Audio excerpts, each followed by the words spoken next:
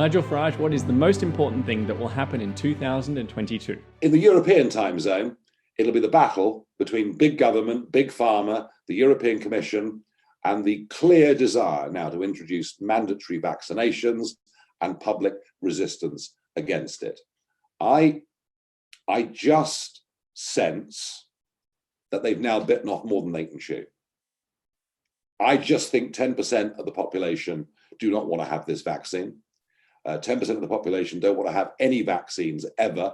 But I think it was very interesting. There's been a Pfizer report out recently where Pfizer, and they try to suppress it, where Pfizer talk about the side effects.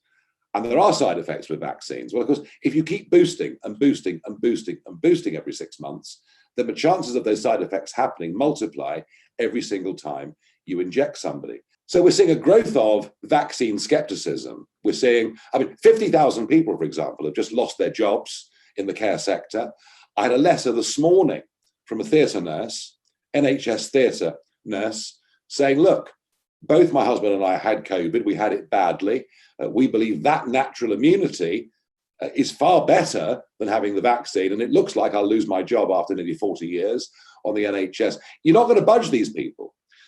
But I think there are others, perhaps like me, that were very pro the vaccine, who are now beginning to, I'm not turning against it, but I'm starting to ask some questions. I am actually worried about the number of young sports stars that have collapsed with heart attack. I'm actually worried about that. Now, I'm being cautious about it. But if you see the growth of that, at the same time that governments become more authoritarian, the potential for real conflict is high. So that, in terms of where we're looking in 2022 in Europe, is what I think the big issue is. I think when it comes to the East, be it Ukraine or the Far East with Taiwan, look, I don't know what's going to happen. I'm not going to sit here today and say that China's going to march into Taiwan, but clearly tensions with China are going to become a bigger and bigger and bigger issue. And equally, tensions with Putin, whilst at the same time the whole of Europe is utterly dependent upon his natural gas. You couldn't invent, the extent to which Putin has run rings around the Germans and others is astonishing. So I'm not going to make any predictions as to what will happen there. In America, it's going to be a big political year in America. The midterms are coming up. The Dems are in big trouble. The Dems are in very, very, very big trouble. Biden is hopeless. Harris is worse. There's nobody emerging, unless you want Hillary Clinton back. In the Republicans, sure, you've got Mitt Romney. Sure, you've got Mitch McConnell. You've got the old sort of country club Bushite set. But actually, this Republican Party is now the Donald Trump Republican Party. It's as simple as that. It's very interesting. I saw some polling this week from Georgia. Brian Kemp, the governor of Georgia, not a fan of the Donald and vice versa. And he's going to be renominated. And there's a challenger. And the challenger was about 15 points behind Kemp. But when the pollsters said, what if Donald Trump endorsed him? Suddenly, he was equal with the sitting governor. Trump's power over the candidates, over their selection, over what money they can raise, it's just off the charts. Now, whether you think that's a good thing or a bad thing for the Republican Party is a separate conversation. But don't be in any doubt, he is in charge of this whole shooting match. And I think what you'll see in 2022 is Trump very, very active. Now, it's difficult for him because he's banned from social media. I was with him last week in Mar-a-Lago. I did a big interview with him. YouTube have now banned that interview. It's just astonishing. So, it's not easy for this guy to get his voice out. But I do think a big resurgence in, shall I say, conservative thinking in America. Because I think the Black Lives Matter movement, I think the increasing violence in the cities is going to become a feature.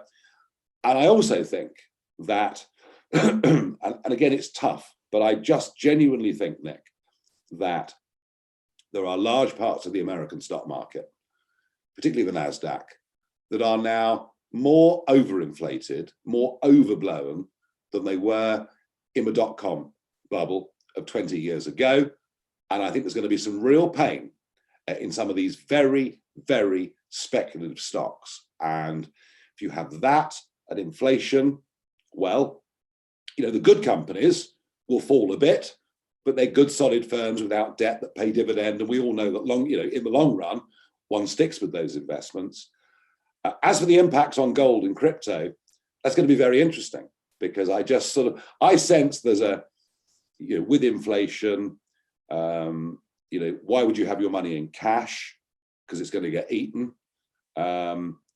If suddenly stock market investments, the Teslas or whatever it may be, suddenly start to look difficult. So this could be a very interesting year, 2022, and it'll be led from America, as it always is. And I just think 2022 could be the year we start to see much bigger amounts of money going into alternative investments. That idea that investing isn't about what's a good idea, but a game of alternatives and trying to figure out the best possible alternative is a key part of what you do at UK Independent Wealth with Rob Marstrand.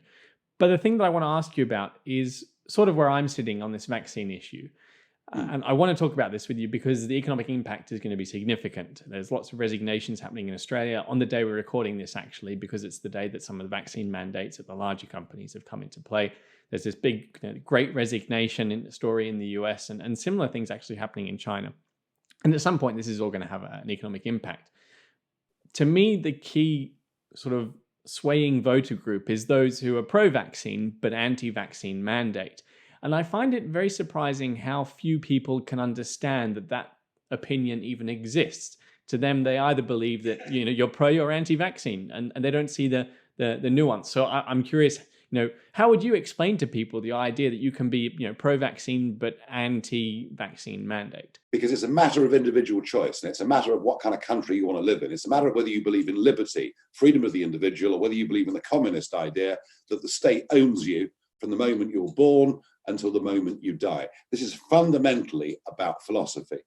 I have been for the last 6 months pro-vaccine, but anti-vaccine mandates. And I think to me, if you believe in democracy and you believe in liberty and freedom of choice and don't want an overweening state, to me, it's an utterly logical position to have. So you perceive that it's going to be popular and that is some sort of large enough interest group to protect that 10% or whatever the number is of people who don't want to get vaccinated? Well, that's the great worry. That's the great worry. Are enough people principled enough to say, look, I've chosen to have it. Bill over the road hasn't, but I respect his right. I mean, if you could show me some evidence that said, by having the vaccine, as opposed to not having the vaccine, I can't get COVID and I can't be a carrier of COVID, I might start to understand why people who are pro-vaccine would be less friendly towards, the idea that others could opt out. But actually, all the evidence is that having the vaccine does not stop you getting COVID, does not stop you being a carrier of COVID. In fact, it might even make you more likely to be a carrier of COVID, because you may have it and be asymptomatic, because the vaccine has to some extent protected you against the worst symptoms. So, unless that point can be proven, I will remain firmly in the camp that the unvaccinated should be able to live normal lives. And if that means, doing a few lateral flow tests every week, so be it. That, I think, is a small price to pay for that kind of freedom.